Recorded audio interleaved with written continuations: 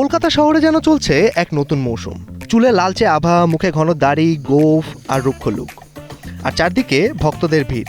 এই সাকিবিয়ান ঋতুতে দুপুরের গনগনে রোদে বাইকে চেপে কলকাতার বউবাজারের সামনে হাজির বাংলাদেশের মেগাস্টার সাকিব খান। শ্রীলঙ্কা শিডিউল শেষ করে ফেব্রুয়ারির দ্বিতীয় সপ্তাহ থেকেই কলকাতায় নিঃশব্দে ঈদের সিনেমা প্রিন্সের শুটিং করছেন পরিচালক আবু হায়াত মাহমুদ। চলছে টানা অ্যাকশন শুট। হাওড়ার পরিত্যক্ত কারখানা, আলিপুর জেল, বউবাজার, ভারতলক্ষ্মী স্টুডিও, একের পর এক লোকেশনে অ্যাকশন আর স্টান্ট দৃশ্যে ব্যস্ত এই নায়ক। বসুন্ধরা টিস্যু অশুদ্ধতার বিরুদ্ধে এক বিন্দুও ছাড় নয়।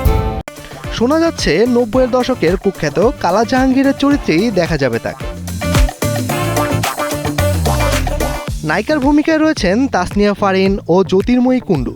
ছবিতে রোমান্স ও হাই ভোল্টেজ অ্যাকশনের পাশাপাশি থাকছে গ্যাংস্টার হয়ে ওঠার রুদ্ধশ্বাস গল্প।